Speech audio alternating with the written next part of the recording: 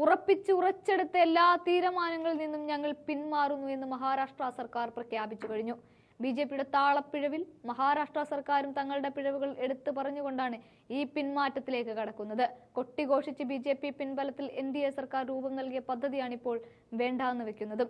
ചാക്കിട്ടുപിടുത്തത്തിന്റെ ഭാഗമായി ബിജെപി കെട്ടിപ്പടുത്ത സർക്കാരിന്റെ നിലയും വിലയും ഇടിഞ്ഞിരിക്കുന്നതിന്റെ കൂടി അടിസ്ഥാനത്തിലാണ് അജിത് പവാർ, ഫഡ്നാവിസ്, ഏകനാഥ് ഷിൻഡെ കൂട്ടുകെട്ടിന് വലിയ തിരിച്ചടി കൂടിയാണിത്. ഒരു തലമുറയെ മുഴുവൻ തകർത്തെറിയാൻ പാകത്തിനുള്ള ഒരു പദ്ധതി രൂപീകരണത്തെ രാജ്യം മുഴുവൻ എതിർത്തപ്പോൾ ബിജെപി ഒറ്റക്കാലിൽ നിന്ന് നടപ്പിലാക്കിയേ മതിയാവൂ എന്ന് പറഞ്ഞു. എന്നാൽ അവസാനഘട്ട പോളിംഗിലേക്കും കടക്കാനിരിക്കുമ്പോൾ സഖ്യ സർക്കാർ ഒന്നടങ്കം പറഞ്ഞു ഞങ്ങൾ പിന്മാറുന്നു എന്ന്. ഇതോടെ മഹാരാഷ്ട്രയിലും ബിജെപി പരുക്കുകളോടെയാണ് ഇപ്പോൾ മുന്നോട്ട് പോകുന്നത്. പാഠ്യപദ്ധതിയിൽ മനുസ്മൃതി ഉൾപ്പെടുത്താനുള്ള നീക്കത്തിൽ നിന്ന് പിന്മാറുകയാണ് മഹാരാഷ്ട്ര സർക്കാർ. അതാണ് പറയുന്നതും.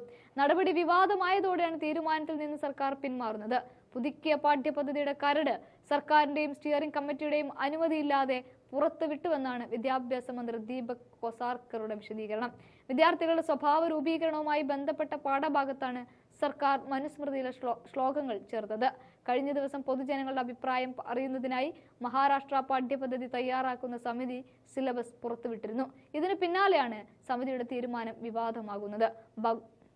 ഭഗവത്ഗീതയും കവി രാംദാസ് സ്വാമിയുടെ മൻസേ ശ്ലോകവുമാണ് പാഠ്യപദ്ധതിയിൽ ഉൾപ്പെടുത്തിയത്. ശ്ലോകങ്ങൾ പഠിക്കുന്നതിലൂടെ കുട്ടികളുടെ ഓർമ്മശക്തി വർദ്ധിക്കുമെന്നായിരുന്നു സർക്കാരിന്റെ വാദം. സമാനമായ സംസ്കൃത ശ്ലോകങ്ങൾ നിലനിൽക്കെ മനുസ്മൃതി ഉൾപ്പെടുത്തുന്നത് രാഷ്ട്രീയ ലക്ഷ്യത്തോടെയാണെന്നായിരുന്നു സർക്കാരിനെതിരെ ഉയർന്ന വിമർശനം.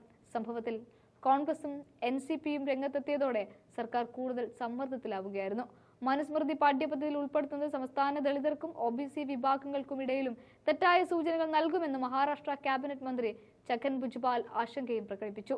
ഇതിനു പുറമെ 1ാം ക്ലാസ് മുതൽ മറാത്തി ഭാഷ നിർബന്ധമാക്കുന്നതിലും സർക്കാരിനെതിരെ വ്യാപക വിമർശനം ഉയർന്നിട്ടുണ്ട്. വിദ്യാർത്ഥികൾക്ക് മുന്നിൽ തോറ്റടിയുകയാണ് മഹാരാഷ്ട്ര NDA സർക്കാർ. എന്തൊക്കെ കോലാഹലങ്ങളായിരുന്നു, അതൊക്കെയാണിപ്പോൾ അവരുടെ മുന്നിലൂടെ തകർന്നടിഞ്ഞ് ഇല്ലാതെയാവുന്നത്.